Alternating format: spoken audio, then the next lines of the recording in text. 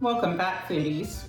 After last week's episode on Greek-style homemade yogurt, many of you reached out requesting custard. And so today, that's exactly what we're going to do, with the help of our trusty convection steam oven. So, let me show you the way, and let's get started.